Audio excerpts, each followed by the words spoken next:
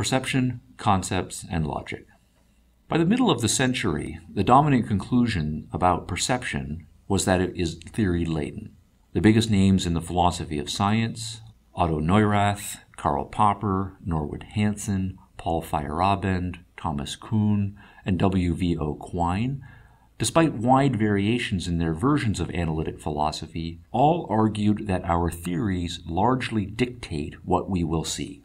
Putting their point in Kant's original language, our perceptual intuitions do not conform to objects, but rather our intuition conforms to what our faculty of knowledge supplies from itself.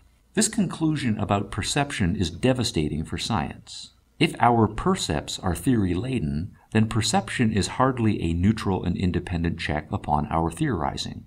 If our conceptual structures shape our observations as much as vice versa, then we are stuck inside a subjective system with no direct access to reality. Similarly, by the middle of the century, the mainstream conclusion about concepts and the propositions of logic and mathematics was that they are conventional. Most of the logical positivists started by agreeing with Hume and Kant that logical and mathematical propositions are analytic or a priori and necessary. On this account, twice 2 makes 4, for example, has to be true, and we can determine its truth without appeal to experience, simply by analyzing the meanings of its constituent concepts. Such a proposition contrasts with one such as, Beverly's car is white.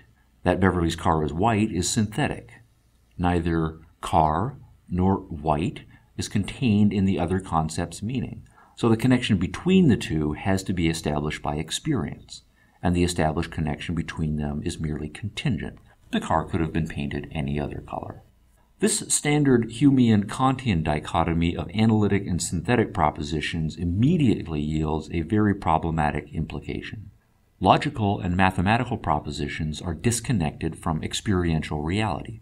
Propositions about the world of experience, such as Beverly's car is white, are never necessarily true, and propositions of logic and mathematics, such as twice 2 makes 4, being necessarily true, must not be about the world of experience. Logical and mathematical propositions, wrote Schlick, quote, do not deal with any facts, but only with the symbols by means of which the facts are expressed, unquote. Logic and mathematics, accordingly, tell us absolutely nothing about the experiential world of facts. As Wittgenstein put it succinctly in the Tractatus, quote, all propositions of logic say the same thing, that is, nothing. Unquote. Logic and mathematics, then, are on their way to becoming mere games of symbolic manipulation. Such conclusions about logic and mathematics are devastating for science. If logic and mathematics are divorced from experiential reality, then the rules of logic and mathematics hardly say anything about that reality. The implication is that logical or mathematical proof cuts no ice in adjudicating competing claims of fact. Analytic propositions are, quote, entirely devoid of factual content, and it is for this reason that no experience can confute them, unquote. Offering logical proofs about real matters of fact is thus pointless, and, conversely, it is pointless to expect that any amount of factual evidence to add up to a necessary or universal conclusion. Accepting that the propositions of logic and mathematics are not based in experiential reality and so do not tell us anything about that reality leads one to the question of where logic and mathematics come from. If they have no objective source, then their source must be subjective. Two broad options emerged at this point within analytic philosophy.